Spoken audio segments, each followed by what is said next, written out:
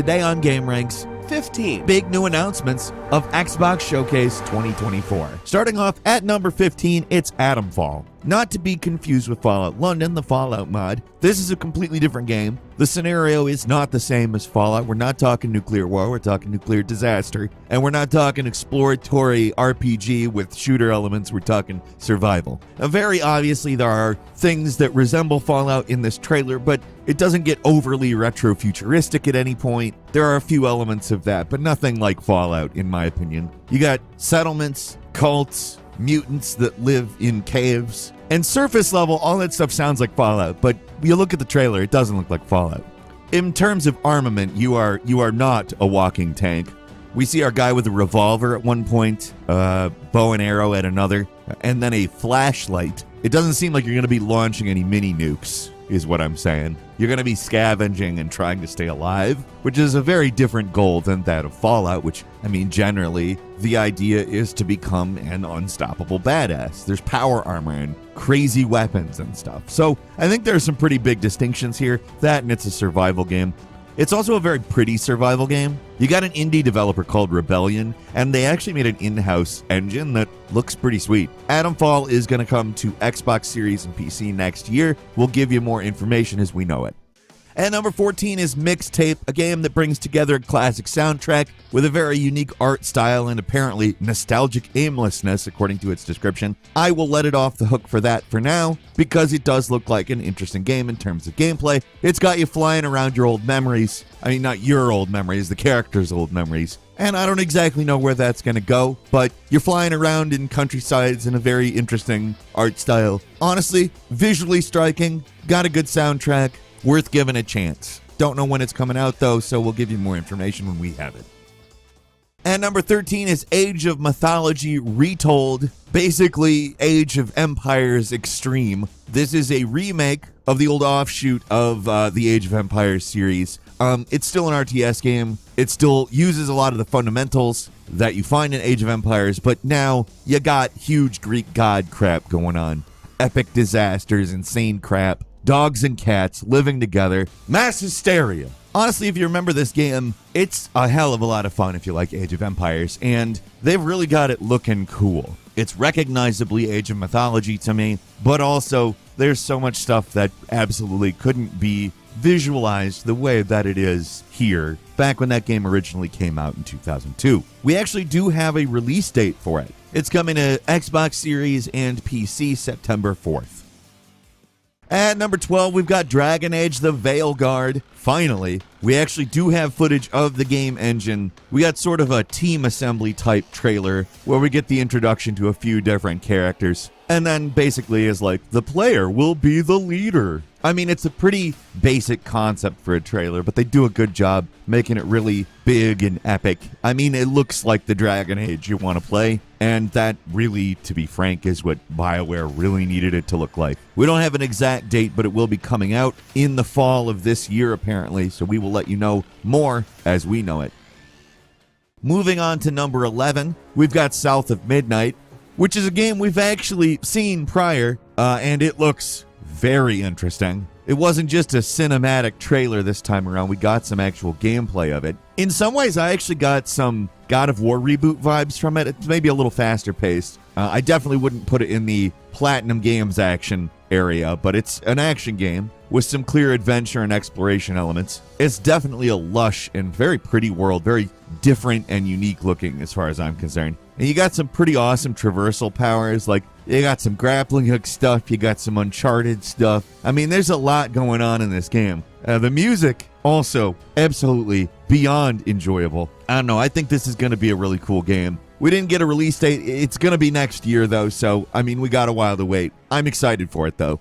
Number 10, a Perfect Dark gameplay reveal. So let's just go ahead and say this. The Perfect Dark trailer is freaking cool. If you've ever played Mirror's Edge and thought, man, this could use a little more fighting and gunplay, it looks like the new Perfect Dark is basically made for you. And basically, that's kind of what I've always wanted. I've always wanted more Mirror's Edge. It's not that I don't want more of that, and it seems like we'll never get it, but I've also wanted this. This is exactly what I wanted after playing Mirror's Edge, and that's really exciting. We've got the spy hacking, we've got bullet time, it seems like. We've got, like I said, the Mirror's Edge style parkour stuff. I don't even care what this is about. The company behind it, The Initiative, has people working at it that previously worked at BioWare, Naughty Dog, Respawn, Santa Monica Studio, Blizzard, Insomniac, Rockstar, and it's headed up by the guy who used to head up Crystal Dynamics. It's seemingly a hell of a studio, and they are accomplishing some very cool looking things with this. I seriously can't wait to play this. In some ways, it kind of sucks that it's not Rare, but also I don't really know what the hell's going on with Rare. They released that Battletoads revival a few years ago that was really good, frankly. It kind of got savaged by reviewers, but I enjoyed it. Regardless, this looks phenomenal. At number 9, hey, there's a new Doom game. It's called Doom: The Dark Ages, and I don't know why they have made a prequel that puts Doom in a medieval setting. Doom is Doom. I don't ask a lot of questions regarding Doom, and I'm not going to ask why. I don't care why. It's Doom. And to be frank, all of the cool combo shooting, new school Doom stuff is here. It looks like a great progression of that formula, even. I mean, the people doing the modern Doom games really have it honed to a finely tuned arcadey, but I mean, first-person shooters were never in the arcade type thing. You got a bunch of new weapons from the looks of it. They're probably somewhat familiar, at least some of them. Probably some stuff out of left field. Yeah, Doom guy looks pretty badass with a cape, though. I'll say that. Guy's wearing a pelt. I don't know. Everything looks imposing. More so than usual, even. And I don't know exactly, again, why any of this is happening, but I also kind of don't care. I'm happy to see more Doom. These guys make great levels. It's great gameplay. How could you not want more? Doom: The Dark Ages is coming to Xbox Series, PlayStation 5, and PC next year. At number 8, we got a new State of Decay trailer. State of Decay 3 is on its way, which is good. I mean, it's a franchise that I think maybe doesn't get the attention that it deserves. So knowing that we're getting another one, I'm happy. It's also a good trailer. Really emphasizes teamwork, community, and sacrifice. I mean, it's a good trailer. We didn't exactly get any major clues as to what maybe might innovate in terms of gameplay. We did get, I think, interestingly enough, some shots that kind of emulate what to expect, which I kind of like. If you're going to give us a cinematic trailer, give us a couple of shots that actually kind of represent what the game is going to be. Even if it's not necessarily the game, kind of show us what you're doing. And I think they did that here. I mean, the world looks cooler than it ever did. I'm definitely excited to see what they're able to do with a third State of Decay game. We don't have a date or anything, but it is going to be an Xbox exclusive, which makes sense. It's always been. And we'll definitely keep you informed as we know more.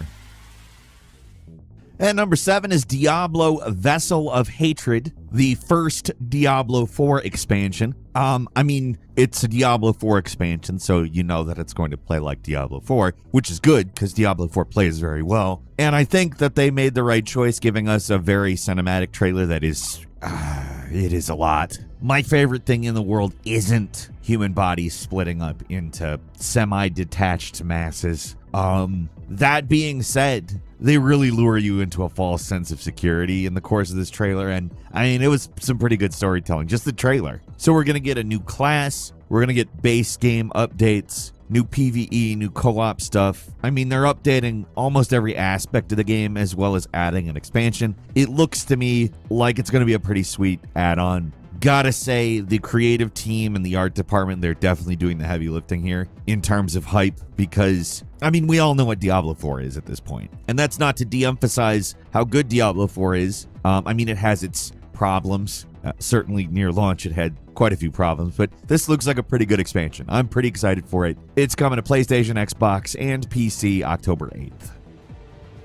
And moving on to number 6. Claire Obscure Expedition 33. It's an interesting story. Apparently there's a paintress that wakes up every year, paints a number, and it kills off a bunch of people, and you're on an expedition to stop it. This is the 33rd time she is going to wake up and do this. Obviously, the idea of the game is to stop it. Like, I'm just going to throw a guess out there. The twist in this game is that you aren't actually stopping it, you're facilitating it. And once you figure that out, you decide that you're going to break the cycle for real this time. And honestly, I always dig a game like that. If I'm right, I'm there for it. And if I'm wrong, I'm still there for it. Looks like a cool game. I like the aesthetic. The gameplay looks good, or at least what they're representing the gameplay to look like, probably an action RPG. Going to be landing next year, so we'll give you more information when we have it. And number 5 is Starfield Shattered Space, and say what you will about Starfield, it is an interesting and fun game that does provide a lot of cool stuff, particularly the shipbuilder. But now they're going to be bringing a whole lot more of cool stuff because they're bringing the creation kit into it. And also they're releasing a DLC that really gives off some major Prey vibes. It's called Shattered Space. And besides the Prey vibes it gives off, it also reminds me of some of the scarier DLCs from the Elder Scrolls games in weird ways. It's also in some ways reminding me of No Man's Sky, but cosmic horror instead of cosmic wonder. Obviously, it's a game that is nothing like No Man's Sky. It's a Bethesda game. Is it ever a Bethesda game? But honestly, it really gives the kinds of vibes that previous Bethesda DLCs, the old stuff that I personally really enjoy, is giving me that kind of vibe, and I never got that kind of vibe from Starfield at any point, even though I did enjoy Starfield. I'm really excited to see where this goes, because I can't stress enough how much it reminds me of like the weird otherworldly encounters in various Elder Scrolls DLC. Longtime Bethesda people will remember that, and I give them crap about their engine all the time, but they do create some damn good experiences in terms of content, and I'm definitely looking forward to Shattered Space. It is coming this year. We will give you more information when we have it.